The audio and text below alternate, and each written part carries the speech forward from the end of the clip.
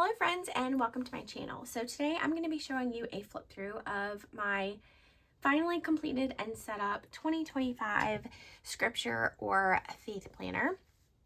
I'm going to show you how it's been going, what I've been using, and I thought we could just chat about how you guys' scripture writing or Bible study or Bible reading is going this year. So this is the notebook I'm using. This is a Happy Planner cover and rings. So that is the setup that we have here. And then I have just an acrylic kind of divider on the front. Then I have this cover page that I made and printed out on Canva.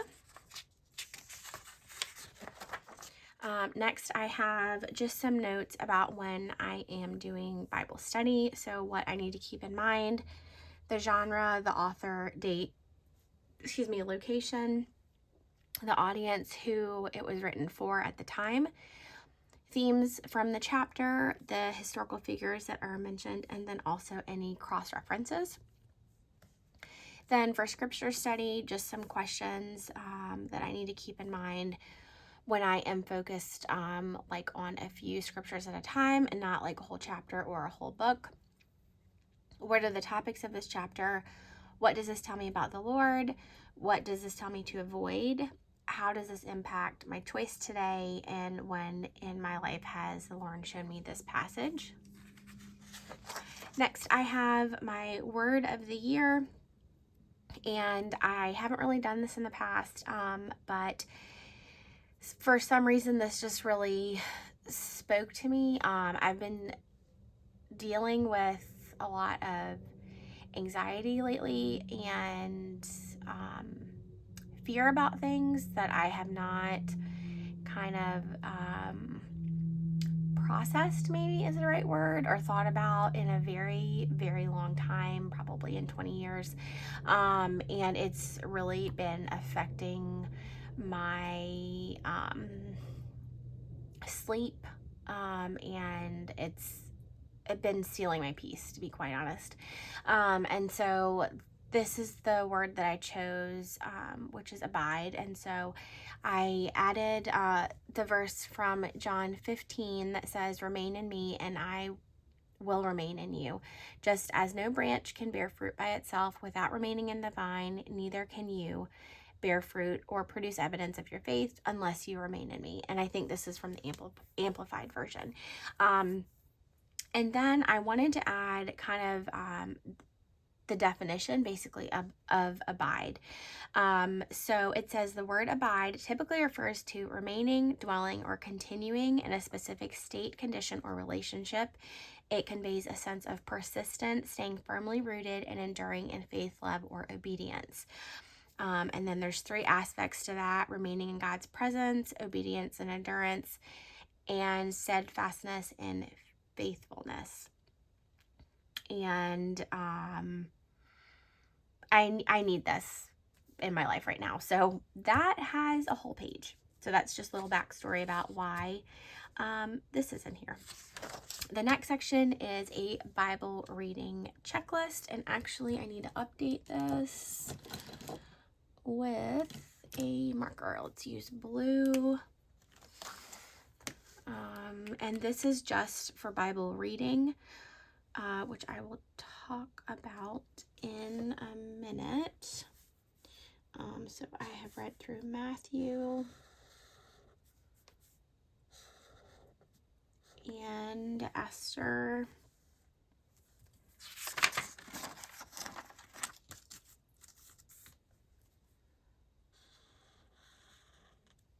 So I finished 2 books of the Bible as of when I am recording this video. So I've got that in here. Next we have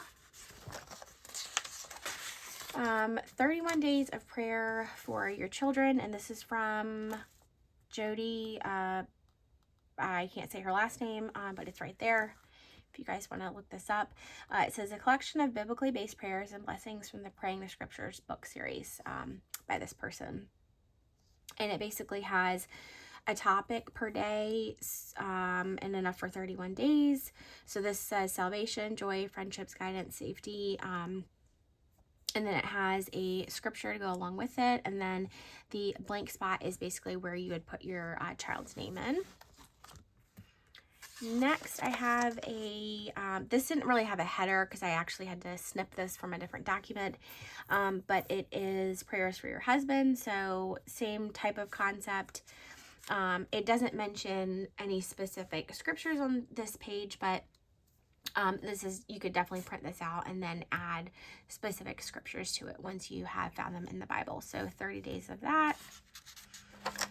Okay, then I have another divider, and these are just some notes that I took from when I did a Bible study on the book of Genesis, which I will show you all. This is a student study Bible, ESV version, and so I did do a study on the book of Genesis, which I have not finished yet. So I just have some notes, and I am, like I said, using a study Bible. I think what did I get to? I think I finished through Genesis 6. So I just have a place where I can take notes, and with this, I'm using the Believers Bible Commentary that I have as like a digital ebook. It's on my iPad. And then I'm also using the Life Application Study Bible along with that. So that's the book that I'm currently studying. Let's see. Then we have, okay, so I read through chapter 8. Then I have just some verses that have stood out to me so far this year. So I wanted to add these. Specifically for memorizing, I really want to focus on memorizing scripture. I have a couple of verses that I have memorized, but it's just something that has been just really put in my heart this year, so that is what this page is for. Then I'm doing a Bible reading plan or Bible study about just like anxiety and fear, so I wrote some notes down about that. Then as far as Bible reading, I started doing this specifically for this season that I'm stuck in. That's the way that I feel. I feel like I'm just stuck dealing with some things. And anyways, so like I said, it was affecting when I first try to fall asleep. That's when I don't know if they're anxiety attacks or panic attacks. I've never talked to a doctor about this. I don't really know. All I know is that my chest gets really tight and heavy, and I feel utter panic and dread, and I feel like I can't breathe. So this kept happening over and over again. And when your body is in that state, like, you have to do something to get out of it. So I had this Bible by my bed. This is just like strictly like a reading Bible. It's not a study Bible. It doesn't have study notes at all. This is the New American Standard Bible by Zondervan. And this particular translation,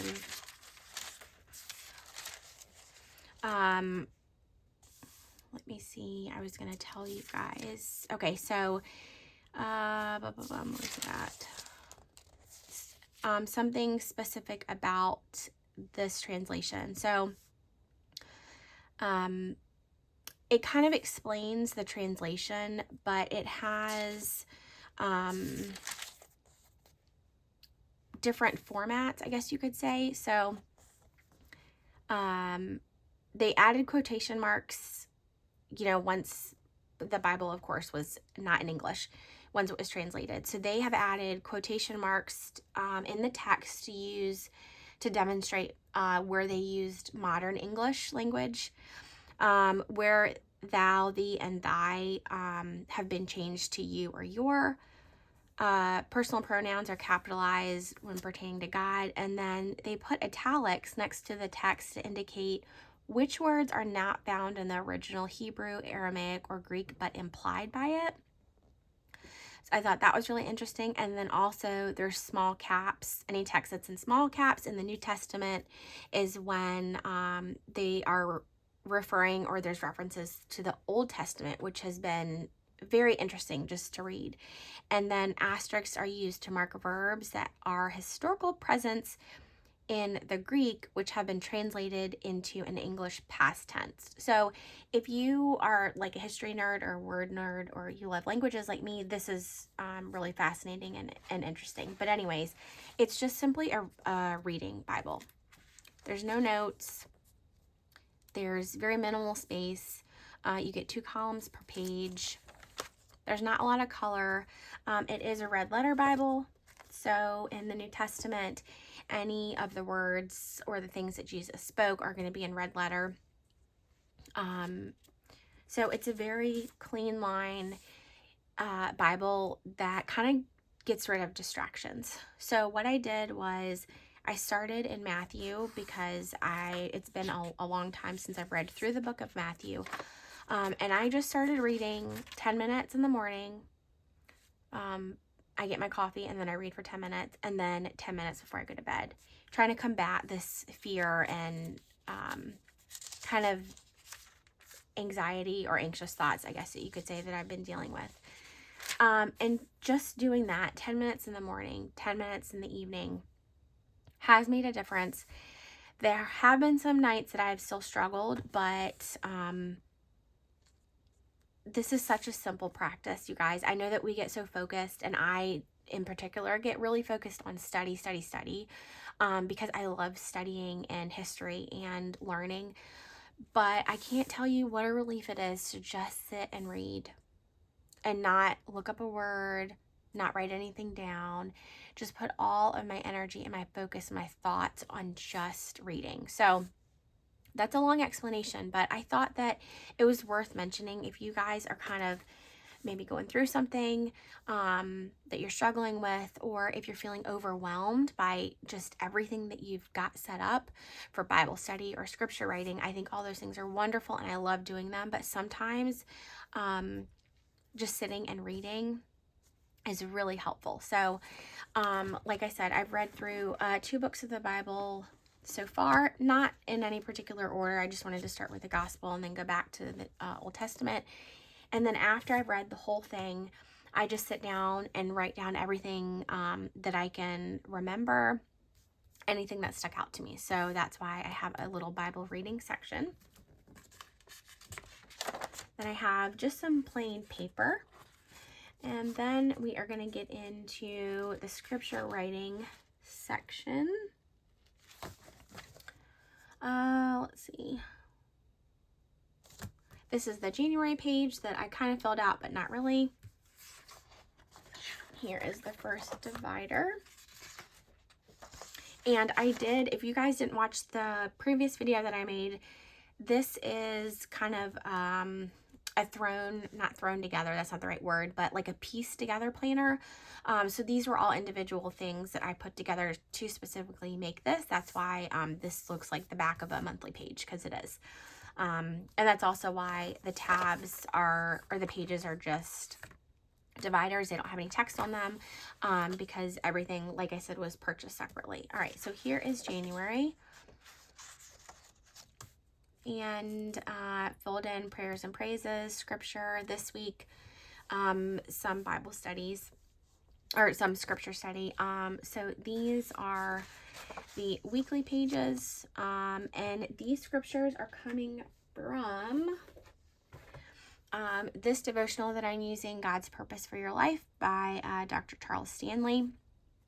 This is a shorter devotional than I used last year, and the scriptures are shorter, and it ends in a prayer, which I have really been enjoying. So that's where these scriptures are coming from. So here we have January. And these pages are undated, so I just use date dots. Here's the end of January. Here I just wrote the dates in, and then I had these stickers from a long time ago, like most of my supplies. I probably share that with you guys a lot. Most of what I use are things that I just have like in my stationery drawer, basically. But I had these journaling stickers that have the dates on them, like from January through December. It has a little Monday, Tuesday, Wednesday, like days of the weeks at the bottom. I don't know if you can see that you could circle, but I just needed the actual date. So I found these and I went ahead and pre-dated. It doesn't give me a lot of space, but because of the devotional that I'm using, I know that I won't be writing, 3 and 4 scriptures. It's really probably just one. So I went ahead and dated for February, and I think did I finish March also?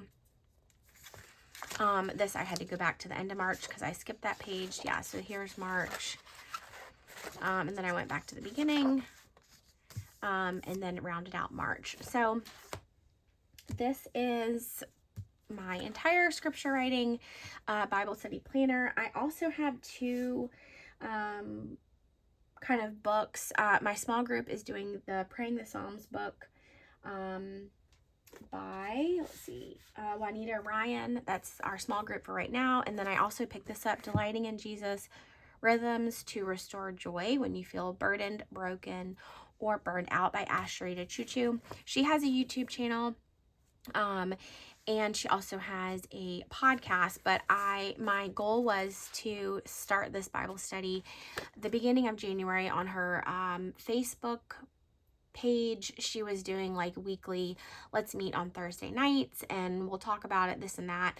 I haven't been able to attend any of them, and to be honest, I think I didn't even get into page 1, or maybe this is where I got to. I had a bookmark, it fell out, but this page is earmarked.